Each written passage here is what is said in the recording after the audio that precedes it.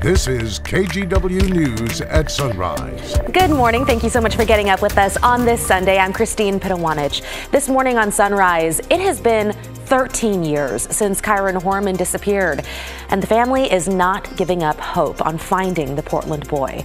How their efforts continue to this day. Plus, planting the seeds of recovery, one farm's secret ingredient when it comes to success with sobriety. But before we get to those stories, let's do a quick check-in with our Chris McGinnis. Good morning, Chris. Good morning, Christine. Check this out. Isn't this pretty? I'm going to step out of the way because that is really worth looking at. That is the live look from our Stoller Vineyard camera in Dayton.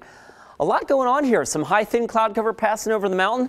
Got a little bit of low cloud cover trying to build up against the Cascade foothills. And, of course, with the sun coming up, nice little silhouette there of Mount Hood, kind of sandwiched right in the middle. Really pretty shot there. We'll switch gears, give you the live look from our Chinook Winds Casino Resort camera in Lincoln City. A fairly clear morning along the Oregon coast. And, of course, it is crystal clear right now over downtown Portland. Blue sky and 52 degrees to start our morning. Right now it is 46 in Hillsborough, 50 in Scappoose, and 51 in Vancouver. So temperatures in some cases are a couple of degrees warmer this morning than they were yesterday at this time. We head to the Oregon coast.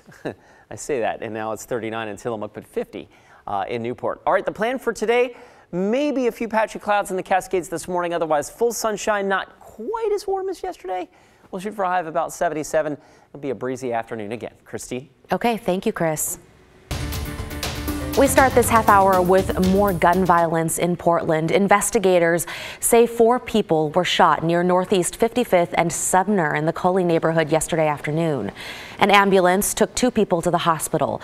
The other 2 who were shot arrived on their own. All 4 are expected to survive. We spoke to a man who lives in the neighborhood and heard the gunshots. Quite shocking, just in the middle of the day like this, we're just sitting in the house, thought for sure it was fireworks or something that many, or maybe someone goofing off, sending some rounds into the ground, but then it kept going, and then it would stop and keep going. It was a good 8-10 minutes of gunfire. So we haven't heard of any arrests as of yet, but detectives are continuing the investigation. And in Corbett, police say 1 person is dead after a shooting there. It happened last night along the historic Columbia River Highway near Northeast Rohrbach Road. Investigators say this is a domestic violence case. 1 person has been arrested. You may have seen people wearing orange this weekend. It's part of National Gun Violence Awareness Day. Gun violence prevention advocates hosted an event on the Portland Community College campus in Southeast Portland. It featured speakers and music to honor and support victims and survivors of gun violence. It's always just a good thing to remind ourselves of why we do what we do, why we need more gun violence preventative matters and efforts in our city, and to kind of unite together in that goal. The White House, by the way, was also lit up orange on Friday night for National Gun Violence Awareness Day this weekend. The Wear Orange campaign honors Hadia Pendleton. In January of 2013, the 15-year-old marched in President Obama's second inaugural parade. A little over a week later, she was shot and killed on a Chicago playground. After that, her friends started wearing orange to commemorate her. It's a somber milestone. This weekend marks 13 years since a Portland boy went missing. We're talking about Kyron Horman, who was in 2nd grade when he disappeared from Skyline Elementary School in Northwest Portland in 2010. It's been more than a decade, but Kyron's family is not giving up hope. Our Thomas Schultz looks at what they're doing now to uncover new leads. Kyron Horman's mother, Desiree Young, met with Multnomah County Sheriff Nicole Morrissey O'Donnell Friday afternoon to discuss the case. She also holds fundraisers, like this weekend's car wash, to raise funds for new search teams and a private investigator.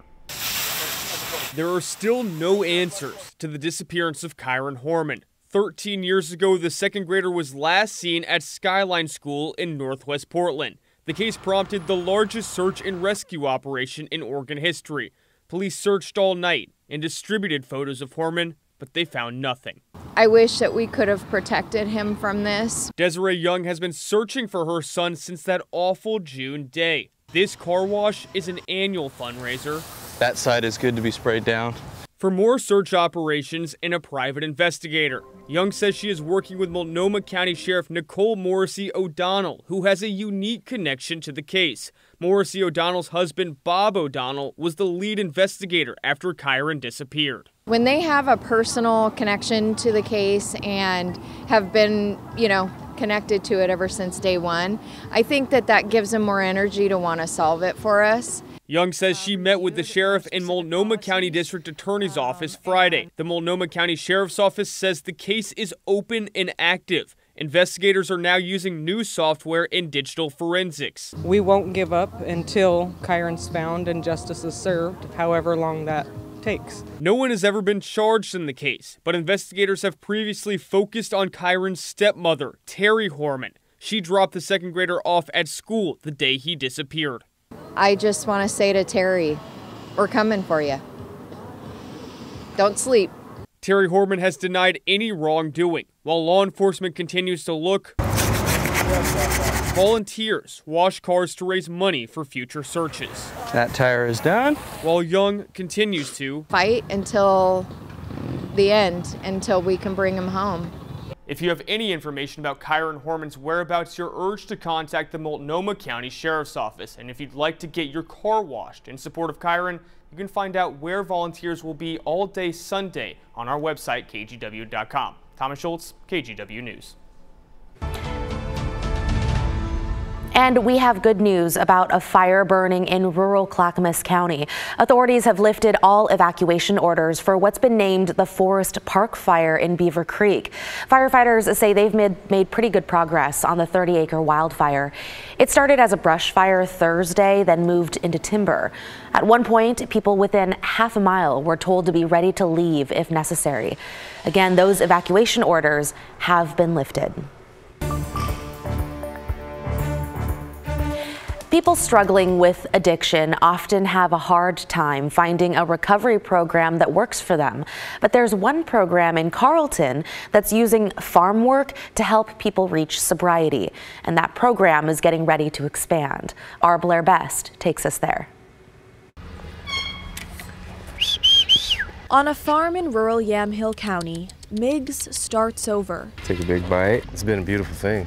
It's one of a kind for sure. About a month ago, he left Chicago after finding Oregon's Blanche farm online, a free residential program for people in recovery. I was, coming off methamphetamines for, it was like 2.5 years. It was hard for me to look in the mirror because I didn't recognize who I become. Now, it's a little easier on the eyes, Other, more traditional rehab programs never worked for him. It's a good kind of therapy without having a counselor or something. A different kind of healing, on his terms. You have a lot of time to reflect, because these animals, they're not in no hurry. You just take your time and try to read them out, and you learn their character, and, in a sense, you learn your own character again. That's huge for a guy, it builds some self-esteem. It lets him feel good about something for a change. Ross Sears has run the farm for 15 years. I came up through the program too. I still got to earn it, but I can relate to him, so that's probably kind of very unique in a lot of ways. Construction is underway for a new dorm facility here at the farm, and with that will come more case management services to help those in recovery. The dorms will be 2 stories high. Soon, about 20 men will stay and work at the farm for 6 to 9 months, or however long it takes. We got one. Hopefully, when I go back home, people will see the change and the difference, not only physically, but in my actions and mentally. In Carlton, Blair Best, KGW News. Still to come on Sunrise, it's been only 7 years since women were first allowed to serve on Navy submarines. Now, one of those sailors is making history again. How she feels about becoming the first female chief of the boat. And did you know you can watch Sunrise anytime you want on KGW+? All of our news is on Roku and Amazon Fire. Just look for KGW, add us right to your home screen, and you can stream Sunrise on your schedule.